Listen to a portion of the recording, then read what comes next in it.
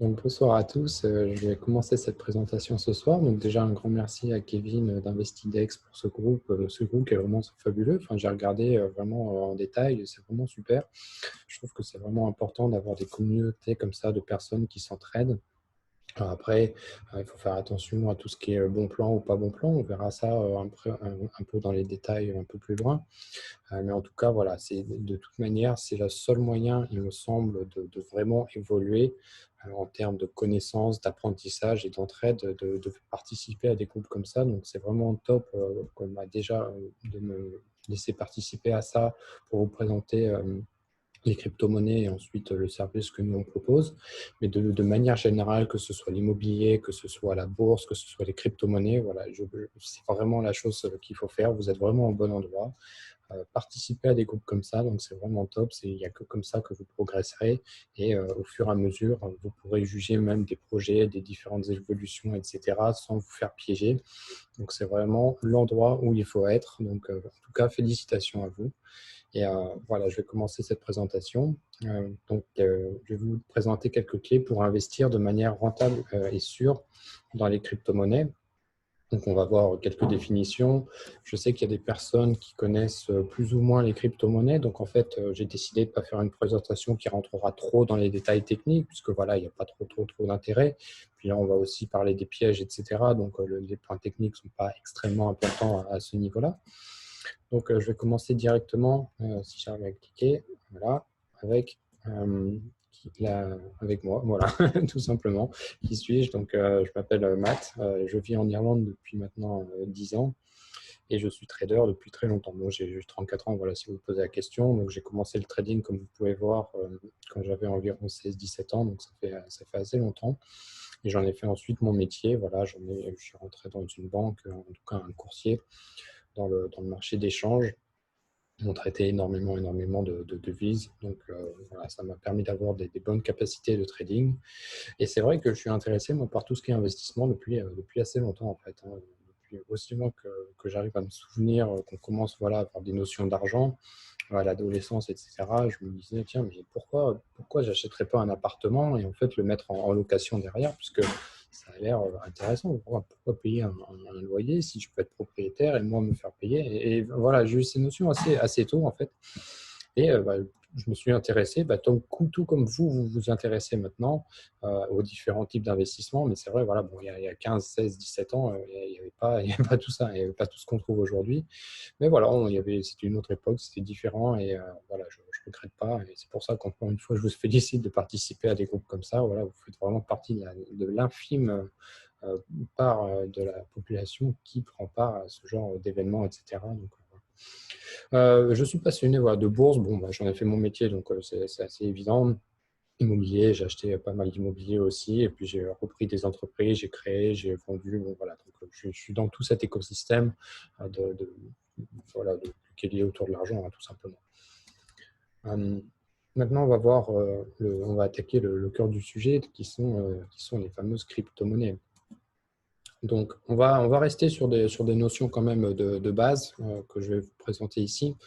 Euh, les crypto-monnaies, pour les personnes qui ne connaissent pas ou pas très bien, en fait, elles sont 100% numériques. Donc, ce sont des actifs qui sont 100% numériques. Et ça, c'est important parce que ce qui est important là-dedans, c'est de comprendre que ces monnaies sont accessibles partout. Donc, peu importe si vous êtes au fin fond de la jungle ou quoi que ce soit, du moment où vous aurez Internet, en fait, vous pourrez vous connecter et faire des paiements. Alors peut-être que si vous êtes au fond de la jungle, vous n'aurez pas besoin, mais voilà, le concept est là. Et en fait, pourquoi je parle de ça? Puisqu'en fait, il y a des personnes voilà, qui sont dans des contrées assez reculées, qui n'ont pas accès à des systèmes bancarisés. Donc nous, en fait, en Europe, enfin, voilà, dans les pays dans lesquels on vit, on ne se rend peut-être pas trop compte de ça, puisque normalement, tout le monde a une banque. Voilà, à partir de 17-18 ans, on a tous un compte bancaire, mais c'est vrai que ce n'est pas le cas de tout le monde. Et en fait, le fait que ce soit complètement numérique, il n'y a pas de compte bancaire non plus à créer. Donc, en fait, vous pouvez utiliser les crypto-monnaies où que ce soit sans avoir à demander la permission à qui que ce soit. Voilà. Alors qu'un établissement bancaire, il faut qu'il soit dans votre ville, dans votre pays, il faut emmener des papiers, etc. Donc là, c'est quand même un événement, un, un gros avantage. En termes de sécurité, Les crypto-monnaies sont complètement numériques et donc elles reposent sur un concept de sécurité qui tourne autour de la cryptographie. C'est d'ailleurs d'où vient le nom crypto-monnaie, cryptographie, crypto-monnaie. Donc voilà, vous savez maintenant d'où vient le nom. Un gros avantage également, c'est que les frais sont très très peu élevés. Donc c'est-à-dire que si vous voulez envoyer par exemple demain des crypto-monnaies à quelqu'un, bah, peu importe si le montant en crypto-monnaie, donc la plus connue c'est le Bitcoin, hein, bien entendu, euh, si ce montant correspond à 10 euros ou s'il correspond à 1 million d'euros, eh ben, ce sera le même montant. Voilà. Donc ça, c'est un énorme avantage, notamment pour les entreprises comme nous qui faisons des gros paiements parfois avec des crypto-monnaies. Bah, ça nous permet de ne pas avoir des frais bancaires. Voilà. En tout cas, les frais peuvent être choisis. Donc, pour le montant à envoyer, on peut dire, écoute, moi, j'ai, c'est un exemple, 1 million de dollars à envoyer sous forme de Bitcoin. Je suis prêt à payer maximum 1 dollar, voilà, pour la transaction. Donc, peu importe, voilà. C'est vous qui choisissez le montant. Et plus vous allez payer, plus la personne qui doit recevoir la transaction va la recevoir rapidement. Donc, c'est pour ça que le point suivant est important aussi, vitesse de transaction élevée. Donc, ça va du quasi instantané. Ça peut prendre jusqu'à 1 heure, 2 heures, et en fait, il n'y a pas d'interruption, donc même les week-ends. Donc, peu importe aussi s'il y a des week-ends, jours fériés, etc., il n'y a aucun problème pour envoyer des paiements. Alors, vous savez, hein, si vous faites un virement bancaire classique, bah, comment ça se passe? Il faut enregistrer le RIB. Voilà. Si la personne elle est à l'étranger, ça peut prendre 48 heures ou 72 heures. Hein. Voilà, crédit foncier, c'est comme ça, par exemple, 72 heures pour voilà, mettre des nouveaux bénéficiaires. S'il y a un jour férié entre-temps, bah, vous ne pourrez pas envoyer les fonds. Enfin, voilà, vous avez compris le concept. C'est assez compliqué avec les banques parfois.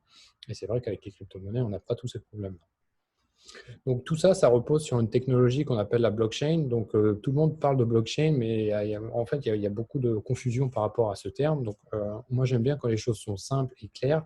Une blockchain, c'est une base de données. Voilà, c'est tout. Une blockchain, c'est une base de données. Si c'est la seule chose que vous devez retenir, c'est ça.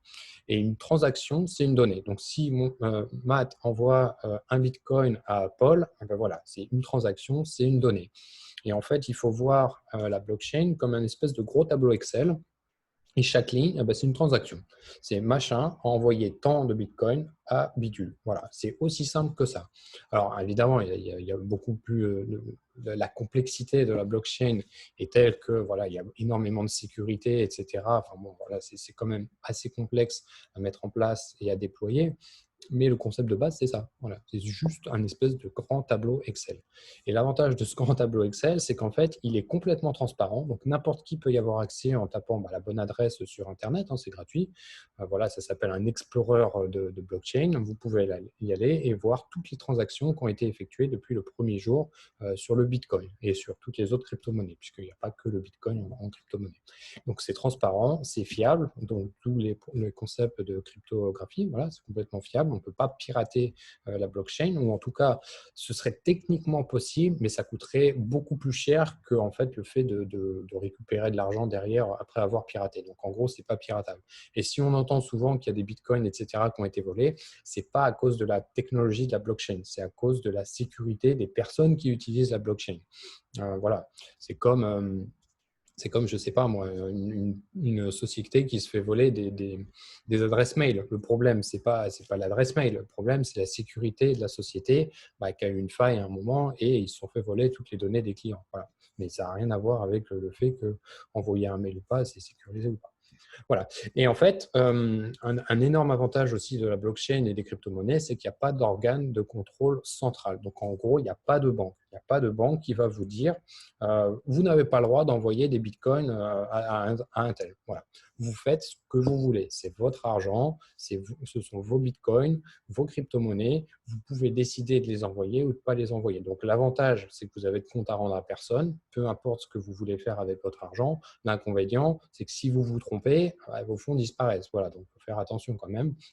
Donc, il y a quand même une certaine responsabilité à avoir là-dedans. Mais bon, voilà, il n'y a pas non plus nécessairement de raison de se tromper. Mais voilà, derrière, ce qu'il faut comprendre là, c'est qu'il n'y a personne sur qui vous pouvez aller pleurer en disant ah, je me suis trompé, etc. Voilà. Donc, c'est un petit peu le revers de la médaille.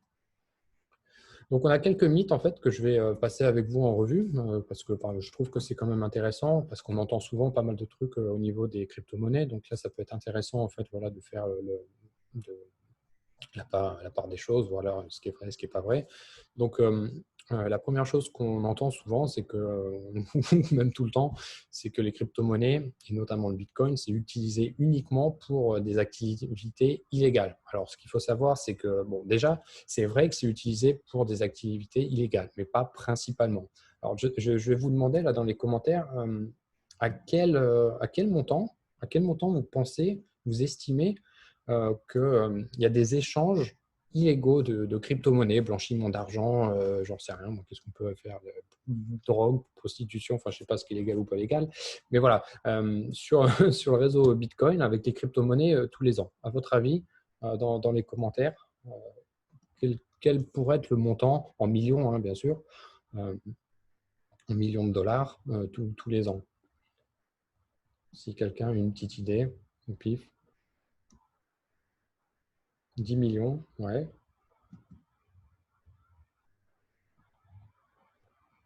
Quelqu'un d'autre, peut-être? Deuxième personne. 1% des transactions. Ouais, ça, c'est un chiffre. Je ne sais pas si ça se compte en pourcentage, mais ouais, aucune idée. Bon, ça se compte à environ 800 millions par an. Donc, c'est quand même pas mal. 800 millions de dollars par an, mais il faut voir par rapport à ce qui se passe dans le monde en dehors du Bitcoin. Donc, tout ce qui est monnaie fiduciaire. En fait, tout ce qui est monnaie fiduciaire, voilà, on estime que le montant est à 4000 milliards de dollars. Voilà. Donc, en gros, 4000 fois plus, voilà, pour faire simple.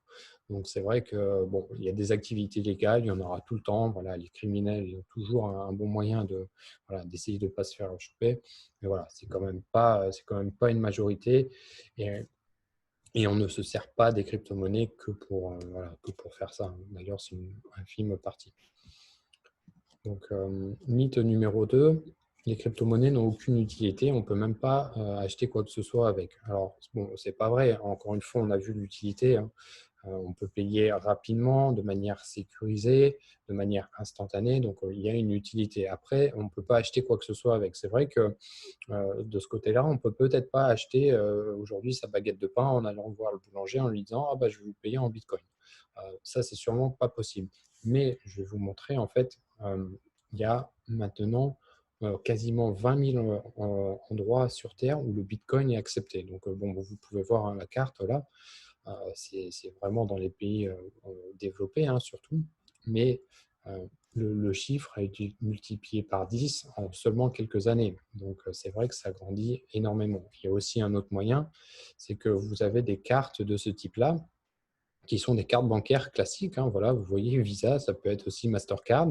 Et ces cartes sont connectées à votre compte Bitcoin. D'accord? Et donc, si vous achetez votre baguette de pain avec votre carte bancaire, ce qui est possible, voilà, et bien dans ce cas-là, c'est votre compte Bitcoin qui sera débité automatiquement. Donc, peut-être que vous ne pourrez pas payer techniquement en Bitcoin, mais finalement, vous pourrez utiliser vos Bitcoins dans la vie de tous les jours. Et en fait, ce genre de carte bancaire permet d'avoir une passerelle entre l'économie réelle et le monde du Bitcoin, jusqu'à ce que ce soit accepté dans davantage d'endroits. Et donc, ces cartes de type, voilà, de type Visa, etc., ne sont généralement pas émises par des établissements bancaires, mais par des banques, des crypto-banques, on va dire, spécialisées. Ça parce que en fait, les banques n'aiment pas trop tout ce qui tourne dans l'univers des crypto-monnaies, puisqu'en fait, on vient un peu leur piquer, manger dans leur assiette. Voilà, c'est un petit peu le problème avec les banques. Hein. Parce que quand vous envoyez de l'argent, par exemple, pour 1 euro ou 1 dollar, alors que la banque vous aurait pris 100 euros, forcément, les banques, elles apprécient pas trop. Donc, mythe numéro 3, ça pollue et ça consomme de l'électricité inutilement. Alors, encore une fois, ça dépend ce qu'on appelle inutilement. Le truc, c'est qu'il faut des machines, voilà, qu'on appelle des machines de minage, donc c'est aussi l'activité qu'on a, pour sécuriser tout cet écosystème. Donc, je ne vais pas rentrer trop dans les détails là-dedans, mais plus il y aura de mineurs, plus ce sera difficile de pirater tout ce qui est crypto-monnaie. Donc, en fait, ce n'est pas de l'énergie qui est gaspillée inutilement. Là, ce qu'il faut savoir, c'est qu'on a à peu près 0,2% de la consommation mondiale d'électricité qui est dans les crypto-monnaies, d'accord, 0,2%. Et à titre d'exemple ou de comparaison, les mails, ça compte à hauteur de 4%. Donc, vous voyez, on est quand même sur une autre échelle. Les mails, juste les emails que vous avez, que vous stockez. Donc, est-ce que les emails, c'est moins inutile que les crypto-monnaies et tout l'écosystème qu'il y a derrière et que je vous présente depuis tout à l'heure? Voilà, je pense qu'il n'y a pas de réponse tranchée par rapport à ça. Ça dépend vraiment de la personne qui est en face de vous et de la discussion que vous avez. Mais je ne pense pas que ce soit de l'électricité qui soit complètement inutile. Voilà. Puisque si on n'avait pas ça, ben, on n'aurait pas d'autre chose. Quand on voit qu'on envoie également des fusées sur Mars, on peut aussi estimer que voilà, c'est peut-être pas utile de construire des fusées et de polluer avec le kérosène, les machins, ça explose en vol. Voilà, c'est aussi sujet à débat. Voilà. Donc il y a des gens qui vous diront oh, ben non, ça sert à rien, on est bien sur la Terre, on ferait mieux de réduire la consommation sur la Terre ou les déchets ou les machins plutôt que s'exporter. Donc voilà, c'est un débat qui est assez difficile, mais bon, on n'estime pas que ce soit l'électricité gâchée inutilement. Aussi, ce que je voulais vous dire là, c'est qu'il y a quasiment 75% de la consommation électrique dans le Bitcoin qui est faite avec de l'énergie renouvelable. D'ailleurs, c'est ce qu'on utilise, nous, à titre de société. Donc, c'est de l'énergie qu'on appelle, comment dire, j'ai perdu le nom. Bon, peu importe, c'est de l'énergie qui aurait été perdue si elle n'avait pas été utilisée à un moment donné, comme l'énergie solaire, par exemple. Voilà, quand le soleil est parti, bah, si vous n'avez pas utilisé l'énergie, c'est fini. L'énergie hydroélectrique, c'est celle dont on utilise, nous, dans notre business. C'est pareil, le barrage qui produit l'électricité hydraulique, il faut le vider de temps en temps. Sinon, bah, ça déborde. Hein, voilà. Et quand vous le videz, bah, soit vous utilisez l'électricité au moment où elle est créée, voilà, produite, ou alors bah, elle est perdue. Voilà. Euh, c'est de l'énergie fatale. Voilà, j'ai retrouvé le nom. L'énergie fatale. Donc, soit vous l'utilisez tout de suite, soit elle est perdue parce que bah, vous le savez sûrement, c'est extrêmement difficile de stocker de l'électricité. Voilà, on ne peut pas construire des piles qui contiennent des mégawatts entiers d'électricité. Allez, mythe numéro 4, les crypto-monnaies sont anonymes. Donc là, c'est pour rentrer très, très, très légèrement dans les détails. Donc, on entend souvent ça, que c'est complètement anonyme, et c'est d'ailleurs pour ça qu'il y a autant de pirates, etc., qui s'en servent. Ce n'est pas vraiment vrai. En fait, c'est plutôt pseudonyme, la réalité. Pseudonyme. Et c'est quoi la différence? Le pseudonyme, ça veut dire que, vous savez, si vous vous souvenez, je vous ai dit, en fait, tout est transparent sur la blockchain. Tout est transparent, vous pouvez aller voir les transactions des uns et des autres. Mais ce n'est pas marqué clairement que Paul a envoyé un Bitcoin à Marie. Il y a un numéro, voilà, qu'on appelle une adresse, ça correspond un petit peu à un numéro IBAN pour votre compte bancaire. Donc, on voit un numéro d'adresse avec le montant de la transaction, adresse d'émission, montant de la transaction, adresse de réception, d'accord? Mais on ne sait pas qui c'est qu'il y a derrière, d'accord? On voit juste un numéro qui est le même à chaque fois qu'on utilise ce compte Bitcoin, par exemple, pour envoyer des crypto-monnaies et le compte de la personne qui reçoit. Mais on ne sait pas qui il y a derrière. Et pourquoi ça s'appelle le pseudonyme? Alors, pourquoi on dit que c'est plutôt pseudonyme? Parce que du moment où on pourra mettre un nom sur l'adresse en question en disant bah voilà, cette adresse appartient à Paul, bah, toutes les transactions qui auront été faites à partir de cette adresse, on saura qu'elles appartiennent à Paul et qu'elles ont été faites par Paul. Et voilà. Et de la même manière qu'on ne peut pas pirater, on ne peut pas mentir, on va dire ah non, c'est pas moi, etc. Voilà. Donc, ce n'est pas vraiment anonyme, mais c'est assez proche. C'est-à-dire que si vous utilisez une nouvelle adresse à chaque fois, on ne pourra pas vraiment vous retrouver. Donc, en fait, ce qu'il faut comprendre de cette première partie, en fait, c'est que je pense, voilà, à titre personnel, que c'est la monnaie du futur. Voilà, il y a de plus en plus de personnes qui l'utilisent. Il y a des opportunités d'investissement qui sont extrêmement intéressantes et auxquelles il faut faire extrêmement attention aussi. Et surtout, vous possédez vraiment votre argent. C'est-à-dire que vous l'avez dans votre poche et vous en faites ce que vous voulez. Vous savez, avec les banques, hein, je le répète encore une fois, mais avec les banques, vous ne pouvez pas faire ce que vous voulez avec votre argent. Si vous voulez envoyer demain 10 000 euros à quelqu'un pour acheter, je ne sais pas, moi, juste une voiture, par exemple, la banque va vous dire, attendez, vous faites quoi là? C'est quoi cette transaction? Vous l'envoyez à qui? Pourquoi? Comment ça se fait?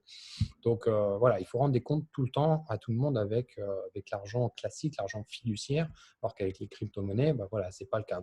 C'est votre argent et vous en faites ce que vous voulez. Donc il y a une confidentialité aussi, comme je disais, avec une sorte d'anonymat qui peut être aussi intéressante. Et c'est surtout un excellent moyen, voilà, de diversifier son épargne. Et il me semble, voilà, qu'en 2020, il faut avoir des crypto-monnaies dans son portefeuille. Voilà. Moi, je recommande d'en avoir 10%. Bon, j'en ai beaucoup plus que ça, parce que bon, c'est complètement disproportionné par rapport aussi à mon activité. Mais voilà, de tous vos avoirs, je pense que 10%, c'est un bon chiffre. Voilà, c'est un bon montant. C'est pas trop, c'est pas assez. Et voilà, c'est un peu comme l'or, hein. De l'or, c'est intéressant d'en avoir. Pas spécialement pour juste spéculer et se dire que ça va faire x2, mais voilà. Mais il faut diversifier. Il faut diversifier, c'est important.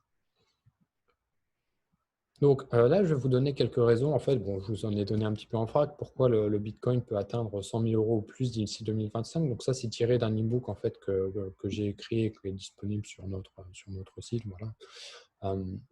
Donc, ce qu'il faut savoir, c'est qu'il y a de plus en plus d'établissements financiers, voilà, qui ont financé des entreprises avec des applications commerciales pour la technologie de la blockchain. Donc, il y a des banques qui s'intéressent, en gros, c'est ça que ça veut dire, hein, il y a des banques qui s'intéressent aux crypto-monnaies et aux applications de la blockchain.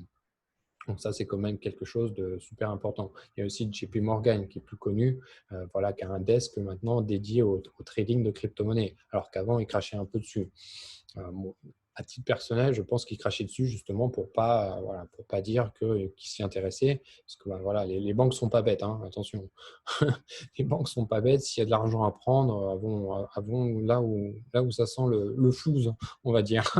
Elles savent mieux que nous ce qu'il faut faire là-dedans.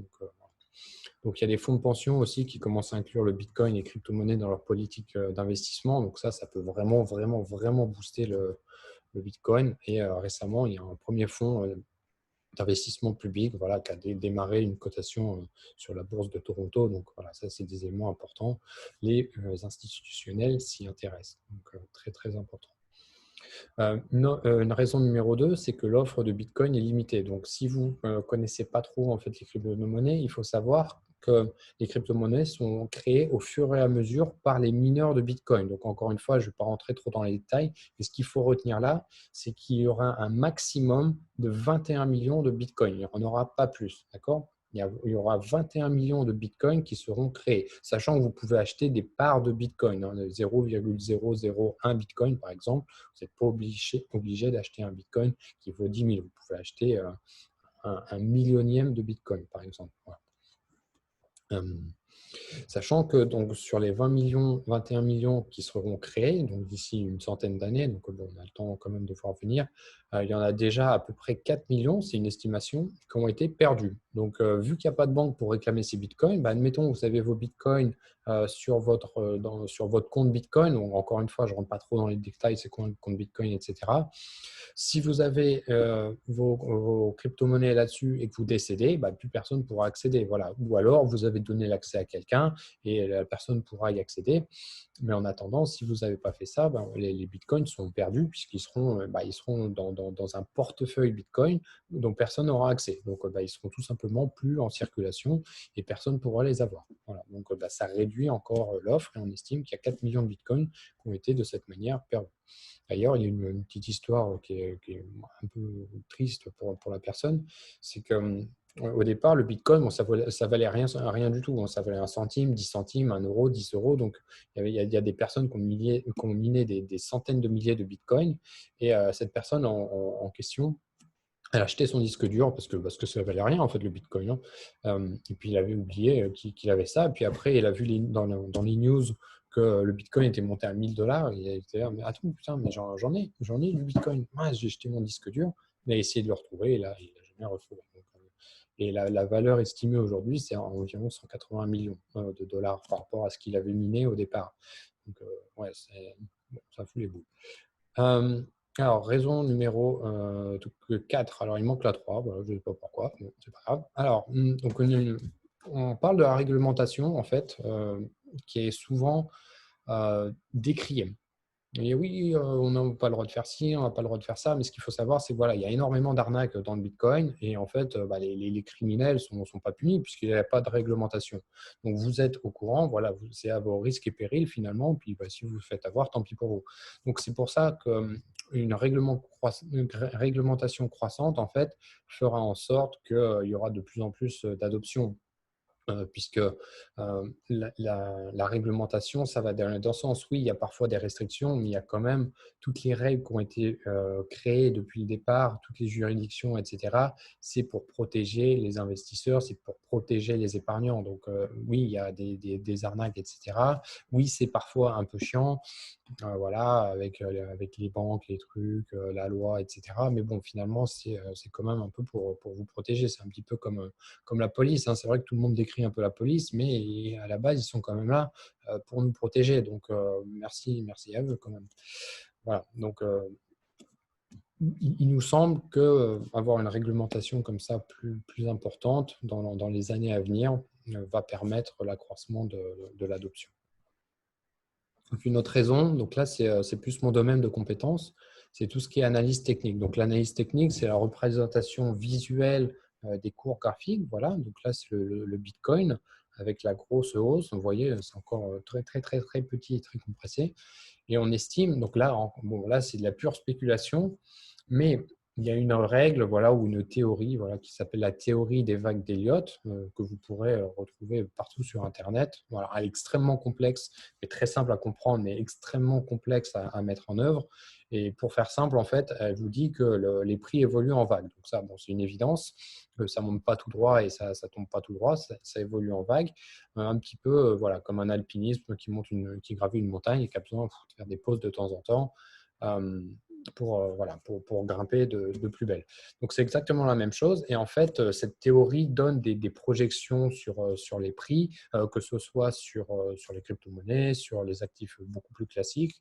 Et en fait, voilà, si on projette, si on applique cette théorie au Bitcoin, en fait, on peut estimer que le cours peut monter d'ici quelques temps à un minimum de 50 000, 100 000, 150 000 dollars. Voilà. Vous allez me dire, ouais, n'importe quoi. Enfin, peut-être vous pensez ça, n'importe quoi, 100 000 dollars, enfin, c'est du délire. Mais je vous rappelle quand même que quand c'était à 100 dollars, moi j'ai connu le Bitcoin en 2013. Bon, je n'en ai pas acheté, mais je l'ai connu, il valait 50 dollars. Il valait 50 dollars. Quand on l'a vu monter à 1000, on avait, putain, c'est quoi, il se passe quoi là? C'est quoi ce délire? C'est quoi ce délire? Et à 1000, jamais on se serait dit, il va monter à 20 000. Et pourtant, il est monté à 20 000. Voilà. Donc, il est monté à 20 000. Il y avait beaucoup, beaucoup moins de monde qu'aujourd'hui qui était intéressé. Donc, voilà, vu qu'il n'y a pas une grosse quantité de Bitcoin en circulation, et bien, quand tout le monde veut en acheter, et bien, forcément, on paye le prix fort, hein. C'est l'offre et la demande, tout simplement. Donc, s'il y a beaucoup, beaucoup d'offres, donc on vous donne beaucoup d'une chose, eh bien, ça vaut pas cher, hein, tout simplement. Ça vaut pas cher. Voilà, donc on va voir maintenant comment investir dans les crypto-monnaies et éviter les pièges les plus communs. Parce que bon, là, on a vu un petit peu la théorie, on a vu pourquoi c'était bien, pourquoi ça pouvait monter, pourquoi ça pouvait baisser, pourquoi ci, pourquoi ça.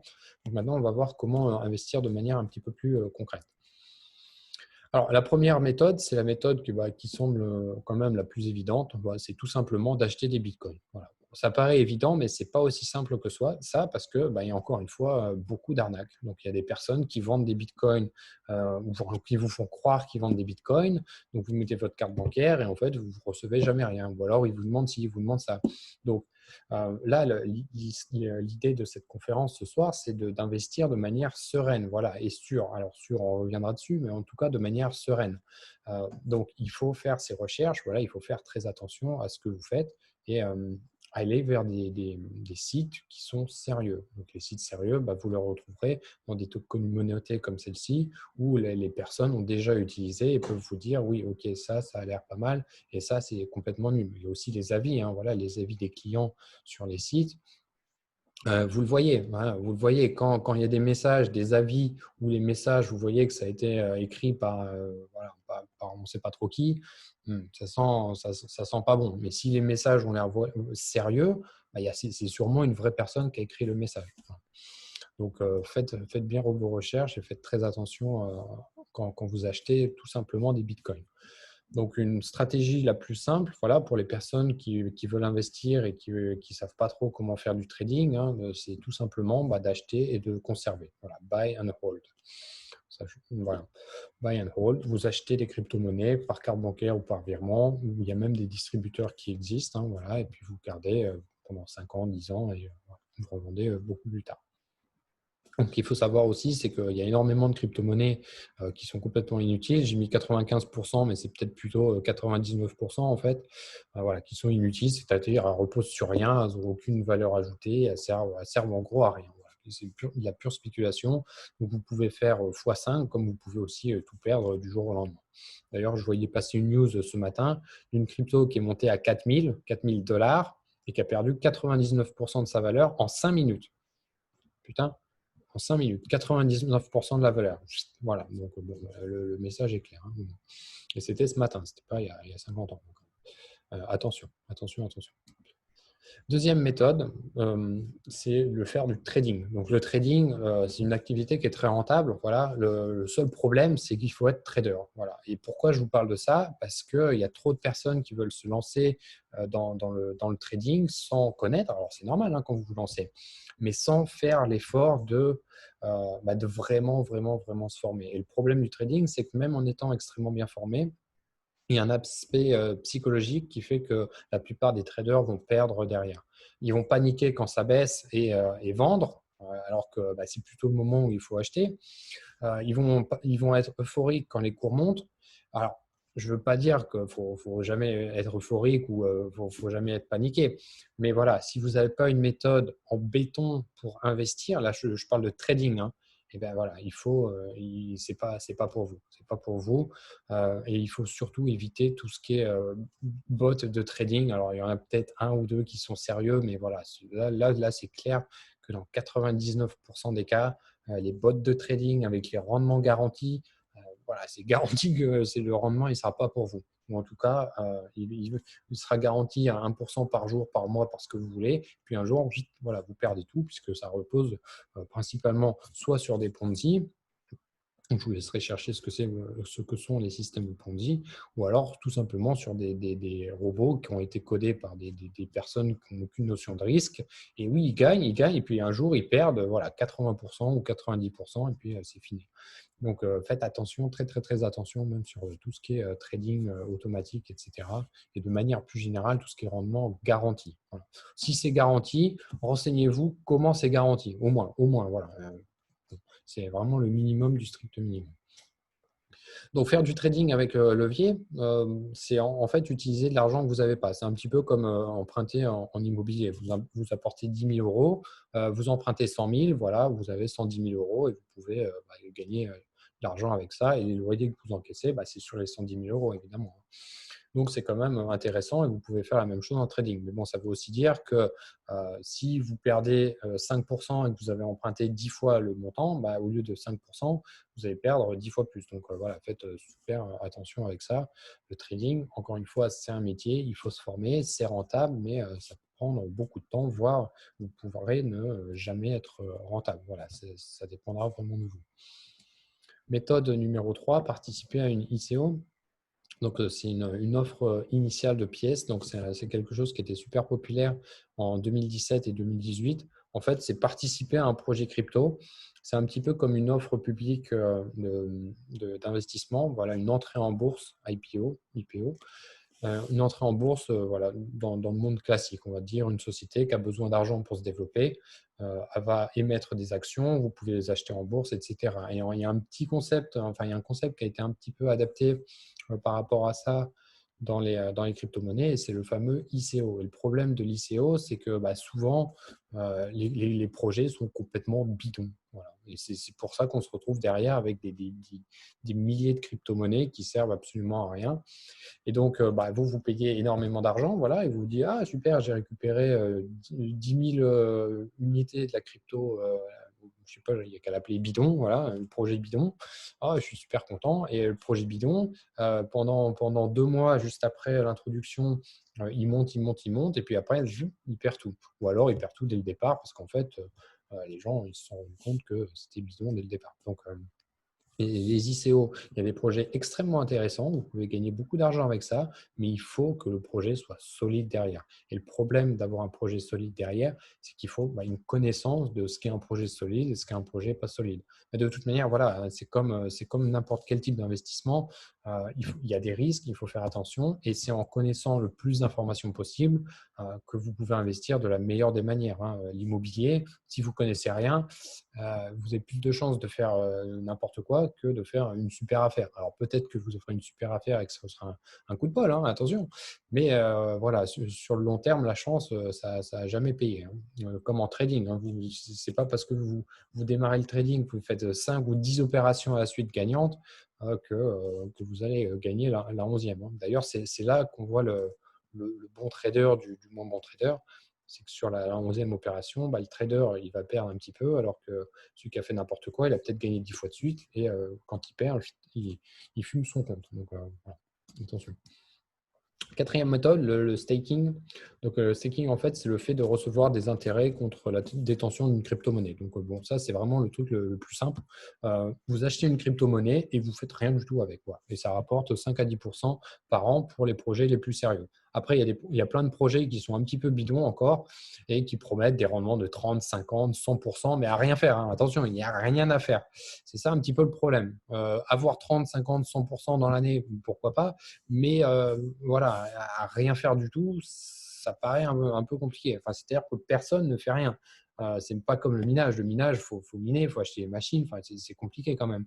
Le staking, il n'y a rien du tout à faire. Il y a un serveur à installer, il y a un logiciel à faire tourner sur le serveur, et c'est tout. Une fois que le logiciel il est installé, il n'y a plus rien à faire. Donc ça, c'est pour la personne qui crée la crypto-monnaie. Donc en fait, si je vous explique le concept, demain, vous pouvez créer votre crypto-monnaie et dire, voilà, je propose du stacking aux gens qui voudront acheter ma crypto-monnaie. Donc, ce que vous aurez à faire, c'est à déployer une crypto-monnaie. C'est du code, hein, on a dit c'est 100% numérique. Vous allez déployer une crypto-monnaie sur un serveur, voilà, et puis c'est fini. Voilà. Et puis, dans le code de la crypto-monnaie, vous direz, on paye 20%, 50%, 100% par an de toutes les pièces voilà, qui sont créés. Donc, et des projets qui sont sérieux, mais pas ceux qui sont créés en 5 minutes comme ça. Et malheureusement, c'est ceux-là qui pullulent, puisque tout le monde en parle, puisque ils ont des rendements extraordinaires. Voilà, encore une fois, rendement extraordinaire sans rien faire du tout derrière, à éviter, hein. C'est comme le trading, hein. Trading, si derrière on vous dit, voilà, vous avez absolument rien à faire, mais que c'est pas transparent, on ne sait pas comment ça achète, comment ça vend, les robots, etc. Attention, attention, attention. Donc, une méthode numéro 5, alors ce n'est pas vraiment une méthode pour, euh, pour démarrer, mais c'est en tout cas une méthode pour éviter de vous faire piéger. Donc là, j'ai fait un petit peu un melting pot d'arnaques que j'ai trouvé à droite à gauche, et également sur la chaîne YouTube que j'anime, hein. Alors bon, là, vous voyez en haut, bon, c'est écrit en arabe, bon, je ne sais pas ce qu'il dit, mais bon, en gros, voilà, Cyberteam, Telegram, ça schlingue, quoi. Mais pourquoi il y a ce genre de commentaires? Il y a ce genre de commentaires parce qu'il y a des gens qui vont cliquer. Il y a des gens qui vont demander des commentaires, ils vont demander des renseignements, etc., etc. Donc ça marche. Donc ça marche. Après, on a d'autres trucs en bas. Voilà, utiliser le coupon, je sais pas quoi, sur le site, etc. Voilà, attention, faites très attention à ce que vous voyez. Après, on a aussi les attaques des comptes Twitter. Peut-être que vous avez vu ça passer récemment. Voilà, là, c'est le compte d'Elon Musk, là, avec le fond en noir, qui vous dit qu'il va vous donner du Bitcoin. Envoyez-lui du Bitcoin, il va vous renvoyer le double en Bitcoin. C'était ça, hein. Il y a eu une énorme attaque de Twitter. Et en fait, bon, ça paraît du bon sens. Ça paraît du bon sens, mais il y a quand même 100 000 dollars de Bitcoin qui ont été volés comme ça. Donc, il y a le compte de McAfee aussi. Il y avait le compte enfin, voilà, de plein de célébrités qui ont été hackées et qui vous ont dit envoyez-moi un Bitcoin ou un Ether ou n'importe quoi et je vous renvoie le double. Donc, il y a des personnes qui sont tombées dans le panneau et qui voilà, qui ont envoyé de l'argent et qui, évidemment, ne le reverront jamais. Mais ça paraît un peu évident. Mais pourquoi il y a ce genre d'arnaque? Puisque ce n'est pas évident pour tout le monde. Donc, en fait, pour éviter de se faire piéger, il y a la culture financière. Si vous n'avez pas la culture financière, vous ne pouvez pas faire la part des choses. Vous ne pouvez pas comprendre si c'est une arnaque ou si ce n'est pas une arnaque.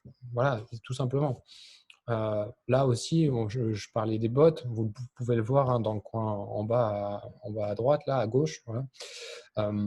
Une personne voilà, qui me contacte sur LinkedIn, hein, comme tout le temps, en fait, et qui me propose son robot à 10% par mois. Mais j'ai même vu 10% par jour. J'ai reçu ça. Il faudra que je retrouve le screenshot et que je le mette peut-être dans une prochaine présentation. Par jour.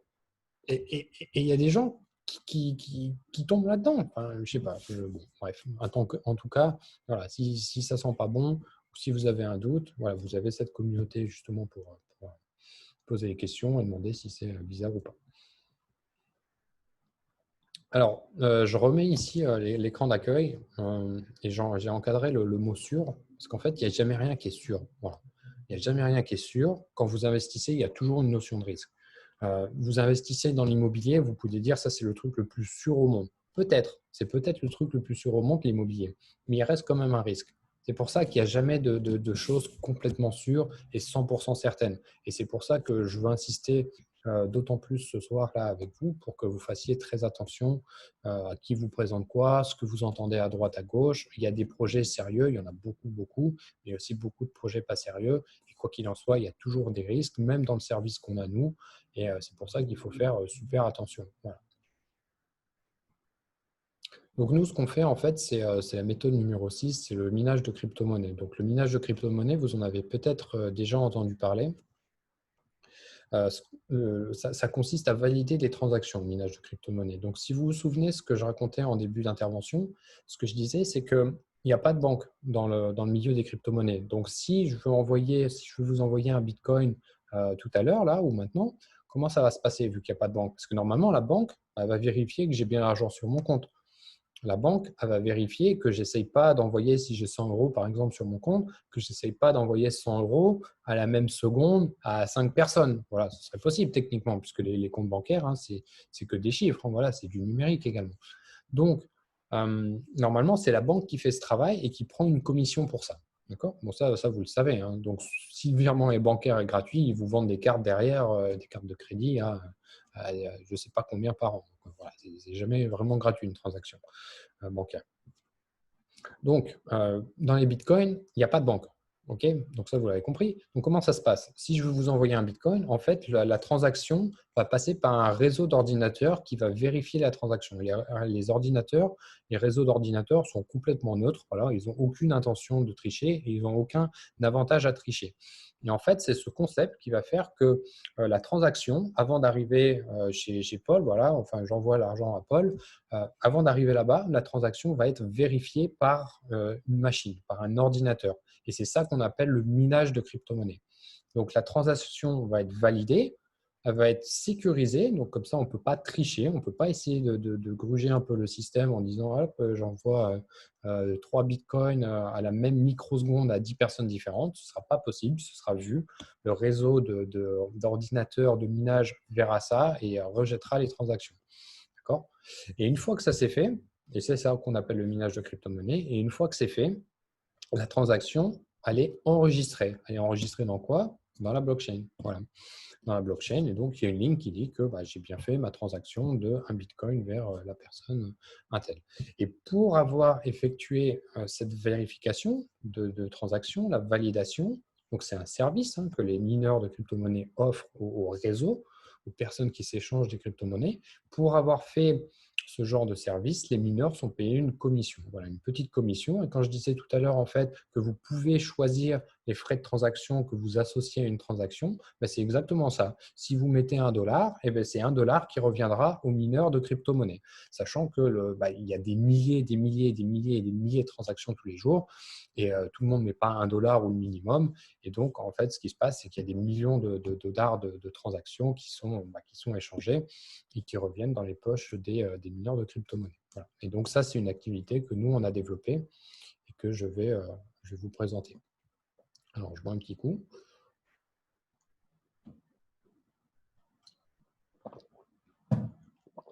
Donc, ce que je vais vous présenter déjà, c'est le matériel pour miner. Parce que peut-être que vous dites, ouais, ok, c'est des ordinateurs, mais ça ressemble à quoi concrètement? Alors, ça ressemble à ça. Voilà. Donc, il y a différents moyens de miner. Donc, on peut miner en étant un peu amateur, voilà, en bidouillant des ordinateurs, des trucs, etc. Parce qu'en fait, la vérification des transactions, c'est quoi? c'est une machine, c'est un ordinateur qui fait un calcul. C'est ça, hein, c'est ni plus ni moins ça, hein. Et donc, tout ce qu'a un processeur, donc un ordinateur, une carte graphique, voilà, tout ce qu'a un processeur peut miner finalement, peut faire du minage de crypto-monnaie. Mais en fait, plus votre processeur ou plus votre puissance de calcul est importante, plus le montant des commissions est important aussi. Et généralement, plus votre processeur ou plus votre équipement de minage est performant, plus il consomme d'électricité. Donc, il y a en fait, un juste milieu entre la consommation électrique de votre matériel et aussi ce que votre matériel peut produire en termes de Bitcoin. Parce que par exemple, si vous produisez un Bitcoin, bon, je dis n'importe quoi, avec vos machines, mais que ça vous coûte 2 Bitcoins en électricité, il y a un problème quelque part. Et le problème qu'il y a, en l'occurrence, c'est que généralement en France, voilà, c'est pas rentable. À moins que vous ayez de l'électricité gratuite, mais dans ce cas-là, il y a même d'autres problèmes. C'est pas rentable de miner des bitcoins ou d'autres crypto-monnaies puisqu'en fait, ça va soit vous coûter plus cher en électricité que ce que vous récupérez en commission de minage, ou alors, si vous êtes à peu près à l'équilibre ou légèrement en gain, dès qu'il y a l'ordinateur ou la machine qui tombe en panne, voilà, faut réparer la machine. Il faut réparer. Pendant ce temps, vous ne minez pas. Enfin, donc voilà, il y a des coûts. Et ce qui fait que, voilà, pour faire simple, miner en France et même en Europe de manière générale, c'est pas super rentable. Enfin, voilà, c'est pas possible. Voilà, donc ça ressemble à ça, les machines, hein. Ça, c'est la machine dédiée, la machine de compétition plutôt, ouais, qui permet de miner. Donc, en fait, une machine comme ça, c'est à peu près 100 000 fois plus rapide qu'un ordinateur, voilà, l'ordinateur avec lequel vous êtes en train de regarder la conférence. Donc, voilà, il n'y a pas photo en termes de rentabilité. Avec un ordinateur comme vous avez vous, sur un vrai service de minage, vous minerez peut-être à 1 centime par mois. Voilà. Donc, bon, 1 centime par mois, avec le risque de griller votre processeur, griller l'ordinateur, mettre le feu chez vous. Enfin, voilà, c'est pas l'idéal. Après, si vous avez des cartes graphiques, etc., c'est un peu mieux. Enfin, c'est beaucoup mieux même. Mais voilà, la Rolls-Royce, la Ferrari, la Formule 1 du minage, c'est le mineur ASIC, voilà, qui n'est dédié qu'à ça. Donc, c'est un ordinateur qui ne fait que des calculs pour le réseau Bitcoin, qui va faire que vérifier les transactions du matin au soir. Voilà, il ne fait pas grève. Quand il tombe en panne, il a ses petits copains qui tournent autour et comme ça, il n'y a pas de problème. Et je vous ai mis une photo de moi en Chine tenant une de ces machines pour vous montrer un peu la taille que ça a. Donc, toutes ces machines, en fait, elles sont hébergées dans ce qu'on appelle des fermes de minage. Donc, pourquoi des fermes de minage? Parce que vous pouvez voir, en fait, les machines sont alignées les unes à côté des autres. Donc, au lieu que ce soit des vaches avec du lait, et là, c'est des machines qui sont alignées côte à côte avec des bitcoins qui sortent. Voilà. On appelle ça des fermes de minage. Et là, en l'occurrence, ces fermes-là, je regarde, elles sont en Chine. Voilà, ça, c'était en Chine. C'était une photo en Chine et il y a des fermes entières. Et pourquoi là-bas? Parce qu'en fait, l'électricité est pas chère là-bas. L'électricité est pas chère. Les machines sont construites sur place dans 95% des cas sont construites en Chine. Donc forcément, il y a moins de frais d'acheminement, il y a pas de problème de TVA, il n'y a pas de problème de douane. S'il y a une machine qui casse, c'est facile de la faire réparer puisque c'est sur place. Que si vous avez une machine, par exemple, en Europe, à casse, vous faites comment pour la faire réparer? Vous la renvoyez en Chine. Voilà, ça pèse 10, 12, 15 kilos une machine en fonction du modèle. 15 kilos à envoyer en Chine avec des HL, voilà, je vous laisse aller sur le calculateur. Voilà, la rentabilité, c'est fini. Et aussi, l'électricité n'est pas chère là-bas parce qu'en fait, ça utilise de l'électricité hydraulique, voilà, de l'énergie hydroélectrique. Voilà aussi à quoi ça ressemble de l'extérieur. Donc là, bon, il y a différents types de configurations, mais vous voyez, bon, c'est plutôt bien ventilé puisque c'est une machine, voilà, donc ça chauffe beaucoup. Donc ça, c'est une photo que j'avais prise sur place. C'est assez impressionnant en fait, voilà, quand vous êtes là-bas, parce qu'il y a tous ces ventilateurs qui soufflent, enfin, c'est assez intéressant quand même. Et voilà un peu les barrages hydroélectriques. Et là, tout simplement, s'il n'y a personne qui mine au bout, là, l'énergie est gaspillée tout simplement. Donc maintenant, je vais attaquer la dernière partie en fait, qui est la présentation du service que nous offrons en fait, qui s'appelle Summit Mining et dont je suis le directeur. Vous l'avez sûrement compris. Donc en fait, nous, on rend le minage rentable accessible, voilà, le minage de crypto-monnaies. Et comment on fait ça? En fait, ce qu'on a fait, c'est qu'on a un service d'investissement communautaire dans les machines de minage. Donc, normalement, le minage, comment ça se passe? Vous êtes tout seul. Voilà, normalement, c'est ça. Vous êtes tout seul, vous achetez vos machines. Alors, soit vous les mettez chez vous, soit vous les mettez dans une ferme de minage quelque part. Mais normalement, voilà, c'est vos machines. Et puis, si elles tombent en panne, c'est à vous de supporter les frais, etc., etc. Il y a aussi une autre offre, on va dire, de minage qui s'appelle le cloud mining. Mais là, c'est un peu différent. Le cloud mining, donc c'est plus pour les personnes qui ne connaissent pas du tout et qui cherchent un service voilà, un peu clé en main et facile d'accès. Mais la différence avec le cloud mining et l'investissement en direct dans le minage, c'est que le cloud mining, en fait, c'est un contrat de location que vous avez pendant 3 mois, 6 mois, 12 mois.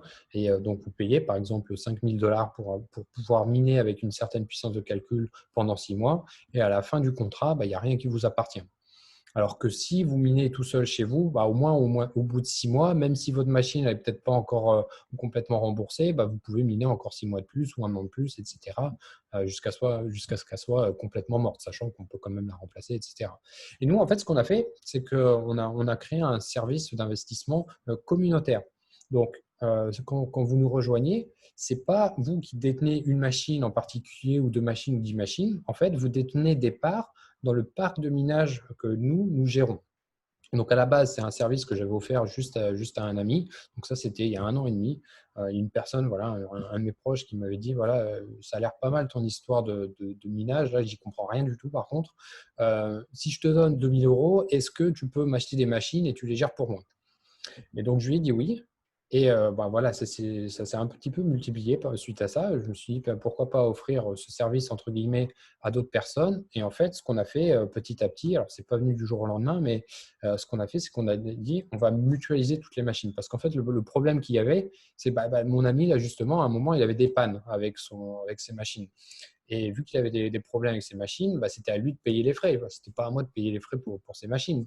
Moi, le service que je lui offrais, c'était de lui dire, écoute, moi, j'avais déjà 200 et quelques machines à cette époque-là qui minaient pour moi à titre personnel. Et donc, j'avais le réseau et je lui ai dit, écoute, moi, je t'offre mon réseau, voilà, je te donne accès à mon réseau et à tous les prix incroyables que j'ai parce que, évidemment, quand tu as 200 machines, tu as des meilleurs prix que si tu achètes une machine. Ça paraît évident, hein, les prix de gros. Donc, je fais ça. Et voilà, par contre, si derrière, il y a des frais, etc., voilà, je ne pourrais pas les payer pour toi. Il a fait, OK, pas de problème.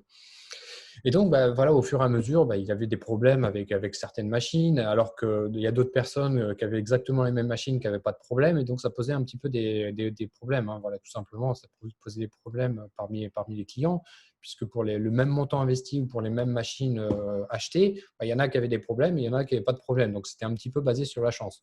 Et nous, ça nous posait un problème de conscience, parce que certes, le service était offert, enfin, il était, il n'est pas offert, il était fait de manière optimale, mais voilà, il y a des choses qu'on ne pouvait pas contrôler. Les machines en panne, on ne pouvait pas contrôler, par exemple, ou les machines plus chères d'un mois sur l'autre, on ne pouvait pas contrôler non plus.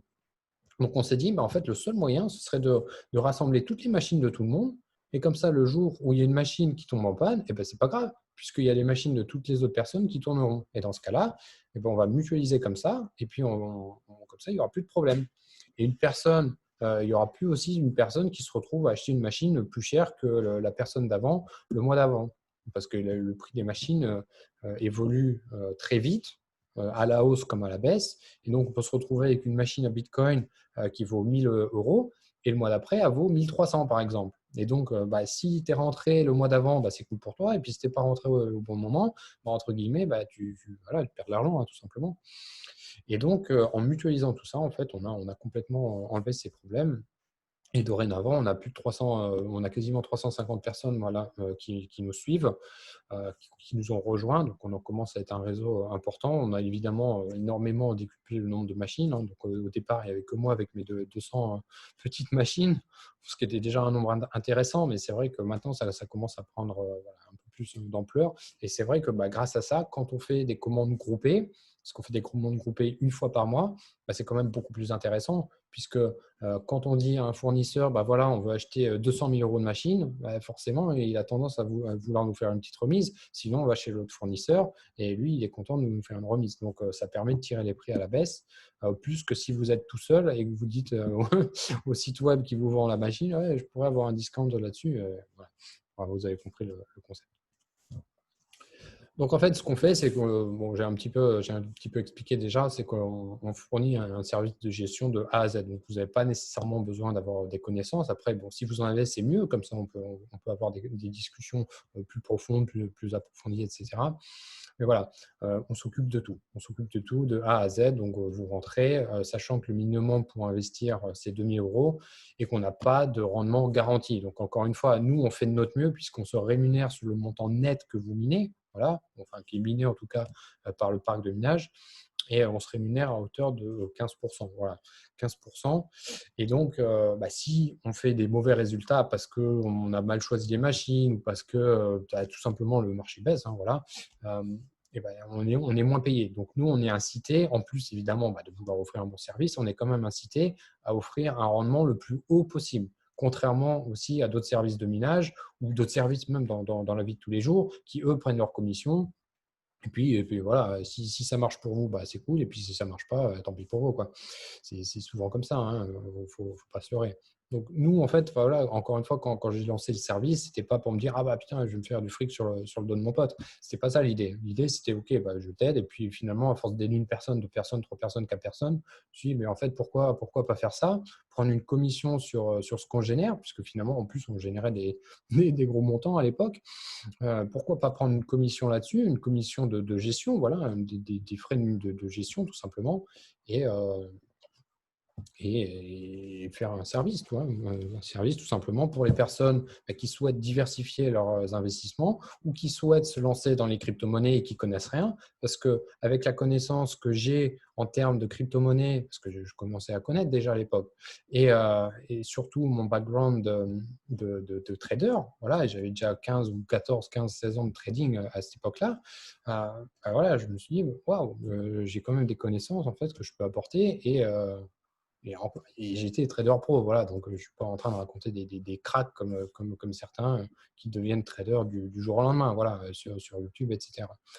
Donc voilà, on a décidé de lancer ça. Donc à la base, moi, je minais que du Zcash. C'est pour ça que là, je vois les cryptos minés. Donc je minais que du Zcash. Après, on s'est mis au Litecoin, ensuite au Bitcoin, ensuite au Dash et là récemment à l'Ethereum. Donc en fait, quand vous minez avec nous, vous minez les 5 crypto-monnaies d'un coup. Voilà.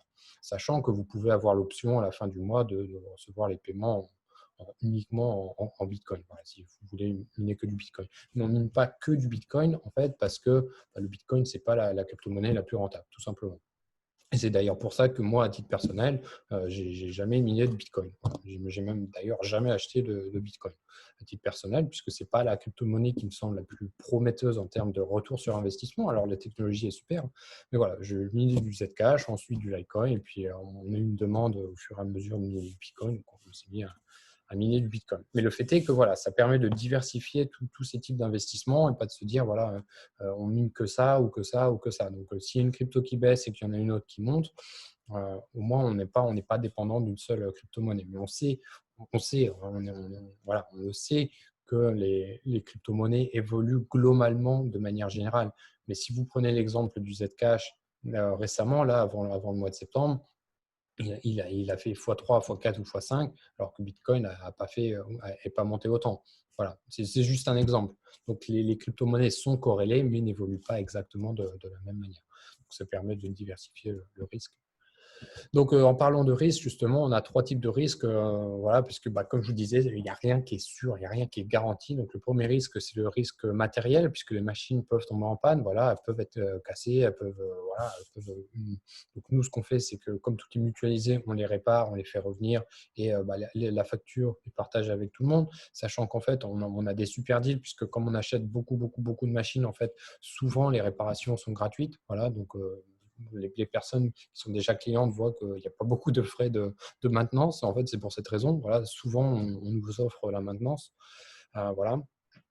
Après, il y a le risque matériel au niveau peut-être plus de l'obsolescence. Donc, ce qu'on fait, nous, c'est que quand les machines commencent à devenir pas trop rentables ou un peu vieilles, etc., on s'en débarrasse. Donc, on les revend concrètement à des personnes qui sont contentes de les acheter. Bah, c'est comme une voiture.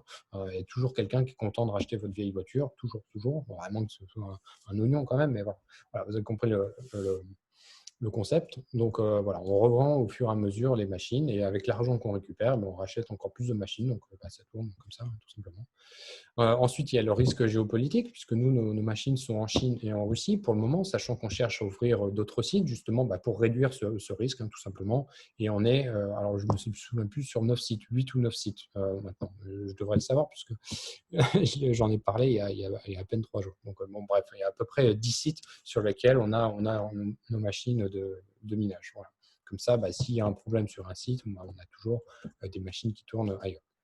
Et ensuite, le risque de marché, qu'on ne peut pas trop évaluer, c'est le risque du Bitcoin. De toute manière, c'est comme si vous achetez du Bitcoin, il peut faire x3 ou il peut être divisé par 3 le prix. Donc, avec le minage, c'est un peu pareil. Mais l'avantage quand même du minage, c'est que même quand le marché baisse, on continue d'être rentable jusqu'à une certaine limite, bien sûr, mais ça permet quand même de lisser énormément la rentabilité. Parce que si vous achetez là, du Bitcoin au plus haut et que le cours baisse, directement, vous êtes perdant. Là, c'est clair et net. Voilà. Donc, tant que ce n'est pas vendu, ce n'est pas perdu, peut-être, mais en attendant, ce n'est pas gagné et vous tournez les pouces en espérant que ça remonte assez rapidement. Donc, avec le minage, même si le cours ne bouge pas pendant 3 mois, vous minerez. Alors, peut-être pas des rendements extraordinaires, mais en tout cas, vous ferez quelque chose. Et je vous ai mis les rendements un petit peu plus loin. Et ici, justement, et vous pouvez voir un peu ce que ça a donné jusqu'à présent en termes de rendement. Donc, bon, là, la colonne intéressante, c'est rendement net, on va dire. Voilà, rendement net, c'est ce que vous touchez dans votre poche. Donc, c'est la colonne du milieu, là. C'est ce que vous touchez dans votre poche après avoir payé nos frais de gestion. Voilà. Donc, vous voyez, l'an dernier, en début d'année, c'était des rendements mensuels, d'accord? Donc, rendement mensuel, et on prend la rentabilité au dernier jour du mois, à minuit, d'accord? Donc, si vous avez par exemple miné le rendement de janvier 2019 à 7,80% et vous l'avez touché en Bitcoin et vous l'avez gardé jusqu'à aujourd'hui, le Bitcoin a fait x3 ou x4 d'ici là, donc vous pouvez considérer même que ce rendement a été multiplié par 3 ou par 4. Mais voilà, on ne va pas non plus prendre en compte au jour le jour ce qui s'est passé dans le futur, parce que ça peut également être le contraire et baisser énormément. Mais voilà, c'est le type de rendement qu'on a eu et qui est complètement vérifiable là, pour le coup. Quand on parlait, nous, de rendement garanti, pas garanti, donc nous, ce n'est pas garanti, mais en tout cas, c'est vérifiable. On ne peut pas raconter des cracks puisque l'argent qui est généré et qu'on renvoie derrière au client, il vient du minage. Voilà. Donc, tout est transparent, encore une fois, sur la blockchain. Donc, si vous comprenez un petit peu le fonctionnement de la blockchain et comment retracer les transactions, vous verrez que ces transactions, elles ont été créées par le minage, voilà, et pas par un Ponzi où ça a été, comment dire, feed, je ne sais pas en français, où l'argent a été nourri par des personnes qui sont rentrées. Voilà. Donc, ça fait partie aussi de la transparence qu'on a et sur laquelle on ne peut absolument pas mentir. Voilà. Ça c'est plutôt un petit résumé en fait de ce qu'on fait. Voilà, bon, je ne vais pas passer trop de temps dessus, mais la chose la plus importante là-dessus, je pense que c'est la case qui est tout en bas à droite, la communauté bienveillante. Donc certes, on a un service qui vous permet d'investir, mais on a surtout une communauté qui est extraordinaire, qui pose des questions, qui se répond entre elles, et c'est quelque chose qu'on veut mettre en avant parce que c'est quelque chose qui est super important. À la base, quand j'ai fait rentrer mon ami dans un petit peu mon histoire de service, c'est plutôt lui qui m'avait demandé, mais je lui ai dit, écoute, moi je vais t'apprendre les bitcoins si ça t'intéresse, je vais t'apprendre les crypto-monnaies, etc. Et en fait, c'est ce que j'ai fait. Donc, j'envoie les messages tout simplement pour expliquer un petit peu ce qui se passe, etc. Puis après, quand j'ai eu 2 personnes, 3 personnes, 10 personnes, 20 personnes, on dit, on va faire un groupe. Voilà, donc au lieu de poster le message à 20 personnes une fois, on va tout mettre comme ça. Donc, on avait un groupe Telegram et puis le groupe Telegram a grossi et puis c'est devenu un petit peu le souk parce que tout le monde parle de plein de trucs différents qui sont super intéressants. Mais voilà, Telegram, bon, vous savez, il y a un flux et dès que quelqu'un parle d'autre chose, voilà, ça commence à se mélanger. Donc, on est passé sur Discord. Voilà. Donc, le fameux Discord qui est ici. Donc, maintenant, on a plus de 400 membres sur Discord. Hein, voilà. Et en fait, moi, je suis fier de ce groupe parce que c'est un groupe de super haute qualité, en fait. Voilà. Il n'y a pas de personnes qui viennent mettre des spams pourris, qui viennent mettre des arnaques, etc. Ça ne veut pas dire qu'il n'y en aura pas. Mais voilà, il y a une communauté qui est là de personnes qui sont sérieuses, qui connaissent les crypto-monnaies ou qui connaissent moins et qui peuvent voilà, un peu filtrer et dire attention, là, il y a un truc qui paraît bizarre ou il y a un mec qui fait sa pub. C'est pas que c'est interdit de faire de la pub, attention.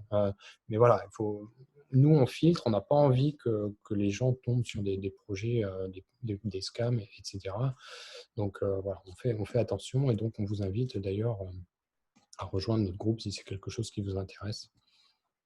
Voilà. Donc, bon, je vais vous donner 3 raisons, mais je pense que vous avez compris. 3 raisons pour lesquelles on aime bien, nous, faire du minage, c'est que tout est automatisé, en tout cas pour vous. Nous, voilà, nous, on trime un peu derrière, mais voilà, au moins, c'est automatisé pour vous.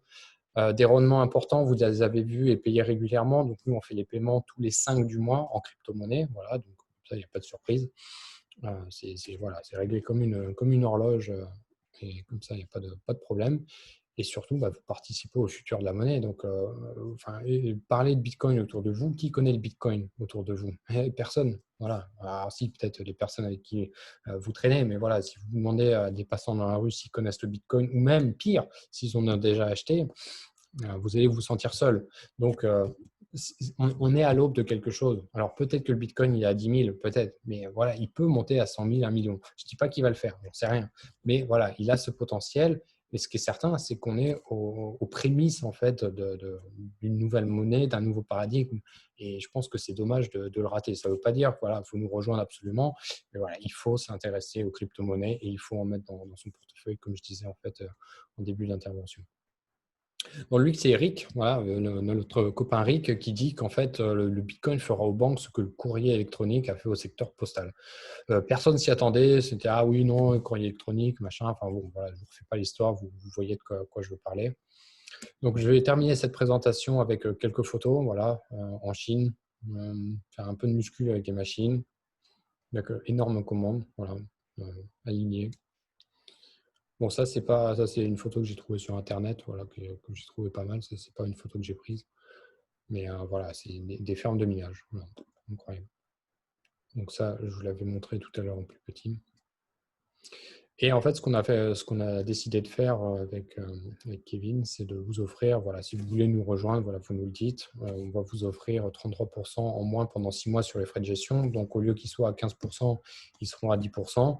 Par contre, il y a juste un truc qui est important à savoir, c'est que nous, justement, on fait des commandes groupées de machines, donc on investit une seule fois par mois. Et là, la date limite pour le mois de septembre, c'est la fin de la semaine prochaine. C'est comme ça tous les mois. Ce n'est pas une technique marketing pour gratter de l'argent là dès ce soir ou je ne sais pas quoi, comme tous les marketeurs font. C'est comme ça tous les mois. Si vous revenez dans 6 mois, ce sera exactement le même discours. On arrête d'accepter les paiements pour un mois en question vers le 10 du mois et on commande les machines quelques jours après. Donc, en gros, entre le 10 ou le 12 et le 15. Voilà, quelque chose comme ça. Ensuite, les machines sont installées d'ici la fin du mois et vous commencez à miner donc en fin de mois ou en début du mois suivant. C'est comme ça à chaque fois. On ne peut pas faire d'exception. On n'a pas des machines en stock avant qu'on peut vous donner ou vous faire miner avant comme ça. Voilà. Avec l'argent qu'on a, on achète les machines au moment où l'occasion se présente. Et on fait ça de manière régulière, en milieu de mois, tous les mois. Voilà, donc je vais prendre les questions si on a encore du temps. Après, voilà, c'est vous qui voyez. En tout cas, j'espère que ça vous a plu, que vous avez pris quelques trucs sur les crypto-monnaies. Si ce n'est pas le cas, bon, dommage. En tout cas, voilà, il y a une section avec des questions et réponses. Donc, si vous avez des questions, vous pouvez voilà, soit poster un commentaire directement dans le chat ou alors dans la section des questions.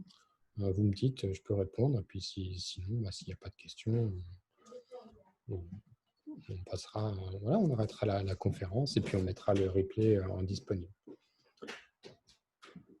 Une question de Nicolas. Il n'y a pas de temps maximum des revenus payés. Non, dans 10 ans, si tout va bien, mon investissement initial me rapporte toujours. Oui, bah alors dans 10 ans, on ne sait pas exactement comment ce sera.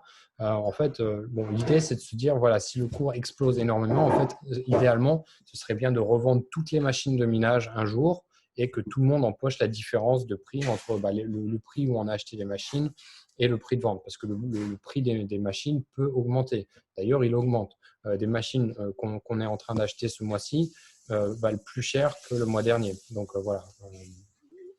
Mais sinon, voilà, tant que vous faites partie du service, vous continuez de miner. Il n'y a pas de problème par rapport à ça.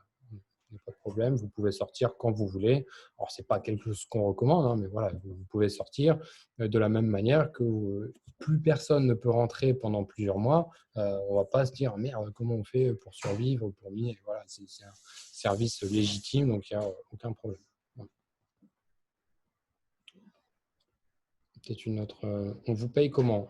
Alors, crypto-monnaie ou virement bancaire? Bon, 90% du temps, ou même on va dire 98%, plutôt, c'est les gens payent par virement bancaire. Donc, on est une société qui est enregistrée en Europe. Hein, voilà. Elle est à Dublin, parce que j'habite à Dublin depuis 10 ans. Donc, cette société est enregistrée en Irlande, mais on a un compte bancaire en France. Voilà, donc il n'y a pas de problème d'internationalisation. Je ne sais pas si je l'ai bien prononcé. Quand on sort, on récupère le capital. Ça, c'est une bonne question. Alors, ça dépend. Oui ou non, on ne sait pas. Le truc, c'est que quand on achète les machines, nous, on va vous offrir des parts. On va vous offrir des parts et ces parts, en fait, vous permettent de calculer quoi revient à qui quand on génère des profits. Voilà. Tout simplement, à la fin du mois, on fait l'ensemble de toutes les parts qui correspondent donc à 100%, et puis vous, il vous revient un certain montant par rapport à ça. Okay. Donc, le jour où vous voulez récupérer votre capital, donc il va falloir revendre les parts. Et les parts sont adossées au vrai prix des machines de minage. D'accord. Quand vous investissez avec nous, on achète des machines de minage. Donc, il y a des machines qui sont derrière. D'accord. Donc, quand vous voulez sortir, eh bien, il va falloir qu'on évalue la valeur de toutes les machines de minage qu'on a. Donc, ce qu'on appelle, nous, le parc de minage. Et en fonction de ça, eh bien, le montant que vous avez investi vous reviendra au prorata de la valeur en question. Voilà, tout simplement. Donc, s'il y a une dévaluation de 50%, eh bien, vous perdrez 50% sur votre capital initial. Si le cours a pris 50%, le cours des machines, eh bien, dans ce cas-là, vous pourrez sortir avec des machines qui valent encore plus cher et donc récupérer plus que ce que vous avez mis. Voilà. Sachant que ça arrive quand le prix des crypto-monnaies monte. Voilà, de manière générale, parce que plus le prix monte, en fait, plus le minage est rentable. Voilà. Encore une fois, je ne vais pas rentrer trop dans les détails là, mais plus le prix monte, plus c'est rentable.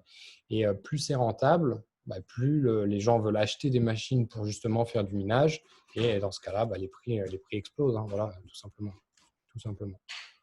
C'est logique, hein, en fait. Hein, voilà, c'est comme l'immobilier, hein, de toute manière. Hein. Si l'immobilier est davantage rentable parce que y a une forte demande, tout simplement, ce qui se passe, c'est que le prix de l'immobilier monte. Hein, voilà, c'est aussi simple que ça.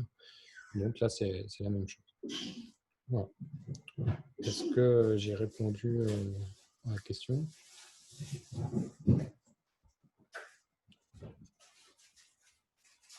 Nickel, merci. C'est moi qui te remercie, Nicolas, pour la question. Bon, s'il n'y a pas d'autres questions supplémentaires, de toute manière, voilà, vous pourrez me poser des questions sur Discord, il n'y a aucun problème, ou même sur Telegram. Je suis dans le groupe, je réponds avec plaisir. Donc voilà, si vous avez des questions, contactez-moi, sachant que oui, j'aurais peut-être dû mettre cet écran. En fait, voilà, vous pouvez faire un screenshot ou voilà. En tout cas, vous retrouverez, le service s'appelle Summit Mining, Summit Crypto Mining, et puis vous retrouverez en fait des vidéos, des posts sur Instagram, Facebook. Voilà, bon, on est un petit peu partout, hein, tout simplement. Mais c'est vrai que jusqu'à présent, en fait, on n'a que, on va dire, 300 personnes dans le groupe, 340, parce que en fait, pendant toute l'année dernière, on n'a pas fait de marketing du tout. Voilà, ça a grandi de bouche à oreille, puisqu'en fait, l'idée, c'était pas d'avoir 50 000 clients. L'idée, c'était de consolider le service, de consolider les bases, développer la stratégie, développer voilà, toutes les relations clients, etc. Parce que bah, ce n'est pas pareil quand on a 200 machines, quand on en a 1000 ou 2000 ou 3000.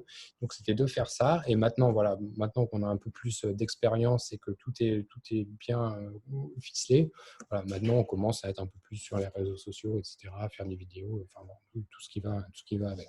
Le seul truc qu'on ne fait pas, c'est qu'on ne spamme pas. Voilà. On ne spamme pas de mails. Donc, même si vous laissez votre email, vous n'avez pas beaucoup de chance de, de recevoir un email de nous, à part pour recevoir les rapports de gestion mensuels qu'on envoie tous les premiers de chaque mois. Donc là, c'était il y a 2-3 jours. Un beau pavé, voilà, on envoie environ 30 pages. Voilà, alors le rendement brut par mois ont diminué depuis 2019 par rapport aux 6 premiers mois de l'année. Est-ce que ça risque de diminuer? Alors ça, c'était l'an dernier. Alors je vais essayer de reprendre la slide. Ouais, il y en avait beaucoup des slides. Hop, c'est où? Hop, c'était là. Voilà, en fait, donc c'est ici. Donc en fait, vous voyez, ça a diminué dans les 6 mois qu'on suivi en fait le pic qu'il y a eu en milieu d'année l'an dernier. Voilà, donc il y a eu un pic dans les crypto-monnaies et en fait, donc la rentabilité a explosé et derrière, les cours se sont effondrés. Enfin, si vous regardez les cours l'an dernier, c'était horrible. Mais nous, voilà, on était toujours rentable. On était toujours rentable justement grâce à ce service mutualisé. Puisque au fur et à mesure que le temps passe, on achète des machines de minage qui sont de plus en plus puissantes. Donc, à compense certaines machines qui sont un peu moins rentables. Voilà. Et vous voyez, là, en fait, depuis le début de l'année, on est rentable et la rentabilité augmente quasiment tous les mois. Donc, on a fait voilà, 26,29% en net. Hein, voilà, on a le total cumulé net. C'est quand même des chiffres intéressants. Donc, est-ce que ça risque de diminuer? Bah, non, pas spécialement. Hein, voilà, comme vous voyez, hein, d'ailleurs, ça monte. Hein. Donc, on fait des rendements parce que ce qu'il faut voir, c'est la différence de rendement entre juillet et août, par exemple. Bon, je prends le dernier exemple, mais il y a 30% de rentabilité en plus. Voilà, c'est ça qu'il faut voir. Hein. Le cours du Bitcoin n'a pas augmenté de 30%, par exemple, entre juillet et août. Voilà, donc en fait, il faut comparer les choses qui sont comparables de cette manière, sachant que vous avez pu voir, hein, par exemple, si vous vous souvenez, au mois d'avril, mai, juin, le cours du Bitcoin n'a pas bougé. Il n'a pas bougé. On était là, putain, il va se passer quoi? Il va monter ou pas un jour? Voilà, pendant 3 mois, il n'y a eu rien, il y a rien qui s'est passé. Et nous, bah, on y est. On y est, puisqu'il y avait des gens qui s'échangeaient des transactions, etc. Et donc, en fait, voilà, c'était complètement passif. Et nous, derrière, bah, on fait de notre mieux. Et c'est à partir de là, d'ailleurs, qu'on s'est mis à miner de l'Ethereum. Voilà, donc bon, je pense qu'on a fait le tour des questions. Sinon, bah, après, c'est vrai qu'on peut, moi, je peux parler encore 3 heures comme ça, il n'y a aucun problème. J'adore mon sujet, donc que ce soit ça ou de trading, etc. Donc, je ne vais pas vous prendre plus de votre temps. En tout cas, merci énormément d'avoir participé. Je vois qu'il y a encore pas mal de monde. Donc, je vais terminer cet appel. Je donnerai le replay et voilà, si vous voulez le voir à nouveau, n'hésitez pas et n'hésitez pas à rejoindre notre communauté, même si vous ne voulez pas investir, si vous trouvez que c'est louche, c'est pas grave, rejoignez la communauté et posez les questions que vous avez. Il y a toujours quelqu'un qui sera là à votre écoute pour vous aider à répondre à toutes vos questions. Donc, bonne soirée à vous. Merci encore d'avoir participé et on se retrouvera peut-être très bientôt de l'autre côté du rideau. Voilà. Bonne soirée, bye.